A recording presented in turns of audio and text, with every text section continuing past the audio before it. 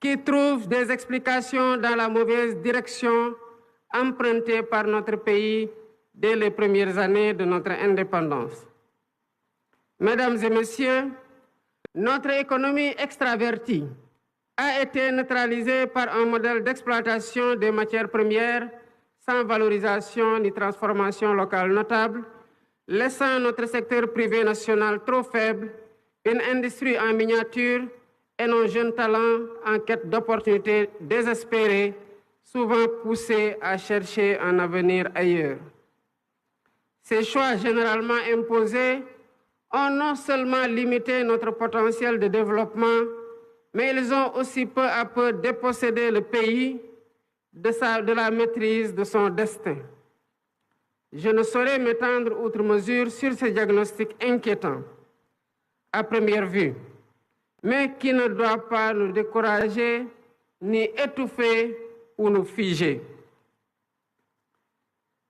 Car la force d'un pouvoir, c'est sa capacité à agir, à fixer un cap stratégique, mais également à trouver dans le temps et dans l'espace, et selon les circonstances, les meilleures solutions et les moins coûteuses pour répondre aux défis présents et futurs, ainsi qu'aux aspirations et préoccupations légitimes des populations. Mes chers compatriotes, c'est donc le temps de la transcendance, du consensus, du sursaut et du don de soi pour asseoir notre souveraineté et libérer les énergies, les talents et les potentiels de notre nation. Nous devons être fiers de notre nation parce que nous sommes le Sénégal.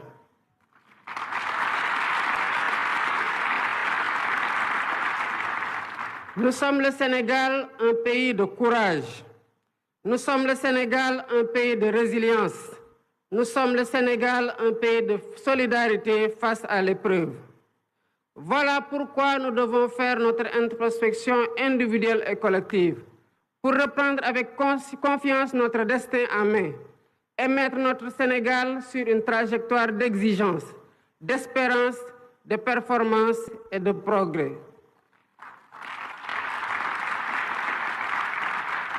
C'est tout le sens et la pertinence de la vision Sénégal 2050.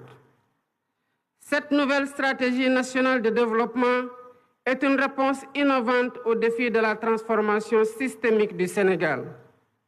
Elle repose sur une vision endogène claire, cohérente, ambitieuse et assumée.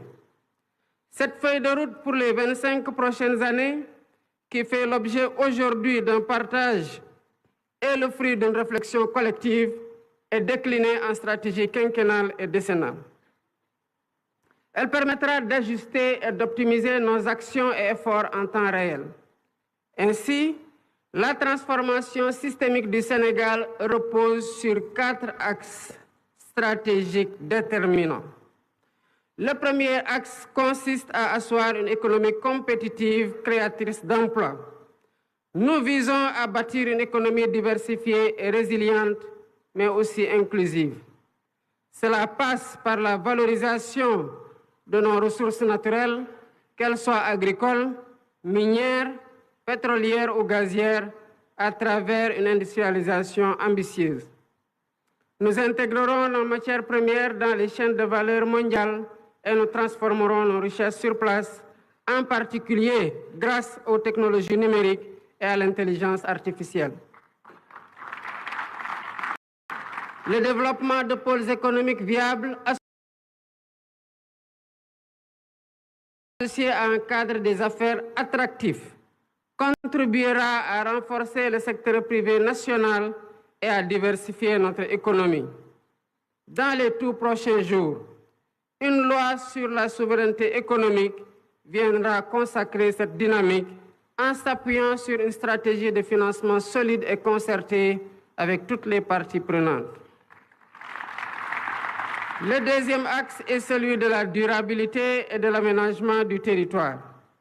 Notre développement ne sera viable que s'il respecte et préserve notre environnement. Nous avons le devoir de protéger notre biodiversité est de promouvoir l'économie circulaire pour que le Sénégal devienne un modèle en matière de gestion durable de ses ressources.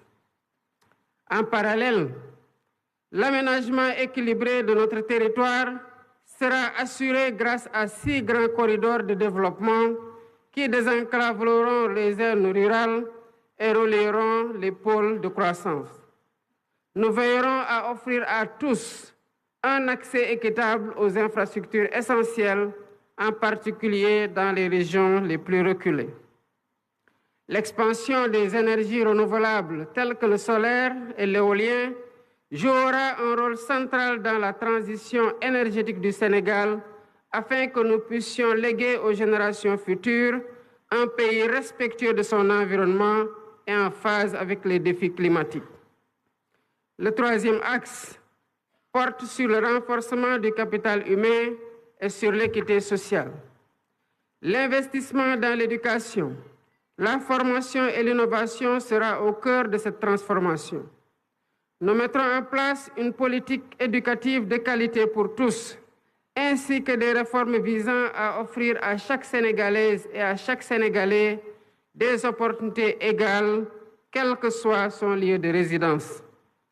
La réforme foncière permettra une répartition des terres, tandis que le système de santé sera modernisé pour garantir à tous un accès équitable à des soins de qualité, en particulier dans les zones rurales. En outre, un système national d'assurance maladie sera instauré pour protéger chaque citoyen des aléas économiques et sociaux, réduisant ainsi les inégalités. Le Sénégal de 2050 sera porté par une jeunesse compétente, dynamique et préparée pour répondre aux défis du monde moderne. Ce capital humain de qualité sera l'un des piliers de notre compétitivité économique. Le quatrième axe concerne la bonne gouvernance et l'engagement africain. La refonte de nos institutions est indispensable pour servir au mieux les aspirations de notre peuple. Nous combattrons durement la corruption et nous réformerons l'administration pour en faire un levier puissant au service du développement. Ce processus de gouvernance renforcée garantira une gestion rigoureuse de nos ressources, assurant que chaque action entreprise contribue à l'atteinte de nos objectifs collectifs. Notre engagement panafricain sera également réaffirmé avec un renforcement de la coopération avec nos pays frères. Convaincus que l'avenir de notre continent repose sur l'intégration régionale et la solidarité, le Sénégal jouera un rôle leader sur le plan africain, notamment dans les domaines de la sécurité, de l'innovation technologique et de la gouvernance démocratique. Ensemble, avec les pays frères de la sous-région, nous œuvrerons pour une Afrique unie, souveraine et prospère, capable de relever les défis communs et de se positionner comme un acteur majeur sur la scène internationale.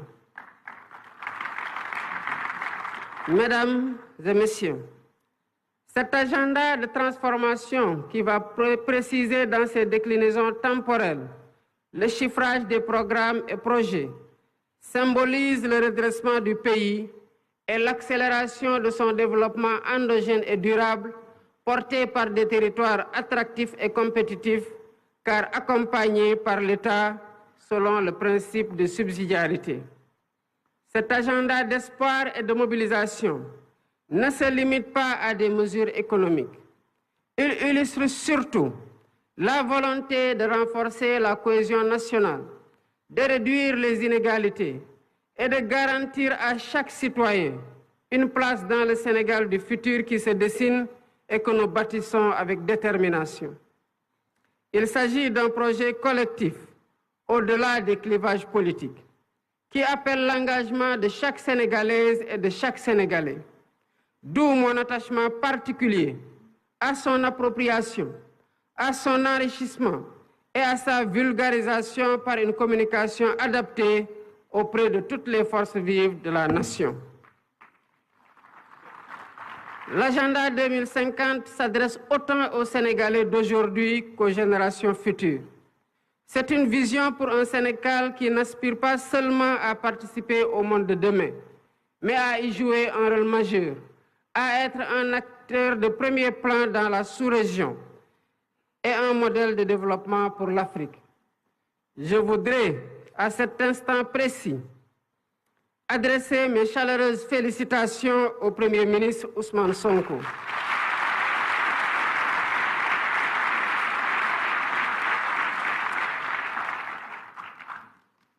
Il a mené de main de maître avec l'ensemble du gouvernement, les services de l'État et les experts nationaux du public et du privé associés ce travail de conception exceptionnel d'une rare pertinence qui démontre la qualité du capital humain national. Mes chers compatriotes, notre volonté ne pourra être complète que si nous avons les moyens de notre autonomie économique, monétaire, énergétique, alimentaire, mais aussi sociale et culturelle. Le chemin que nous empruntons est exigeant, mais il est le seul à même de garantir notre succès durable. Les citoyens doivent être exigeants envers les gouvernants, mais chaque citoyen doit aussi être exigeant avec soi-même dans son apport personnel dans l'œuvre de construction nationale. C'est ainsi qu'ensemble, comme un seul peuple, poursuivant le même but et animés de la même foi en notre progrès, nous construirons un Sénégal plus fort, un Sénégal plus juste, un Sénégal plus prospère. Vive le Sénégal souverain. Je vous remercie de votre aimable attention.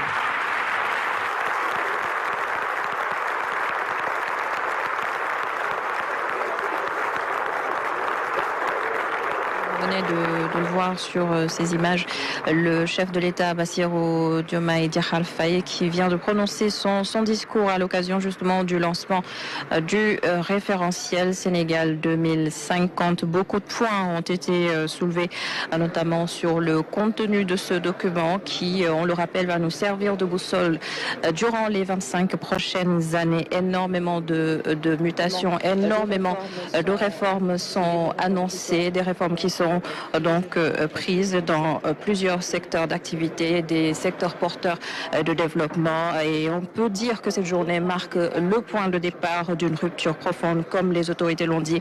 C'est le fruit d'un travail acharné avec des équipes dévouées à la tâche, pour reprendre les mots du chef de l'État qui rappelle aussi que nous entrons dans une nouvelle ère avec ce pacte social qui traduit un engagement que l'État du Sénégal a pris vis-à-vis des Sénégalais. Selon lui, le chef de l'État, il faut aussi réviser plutôt les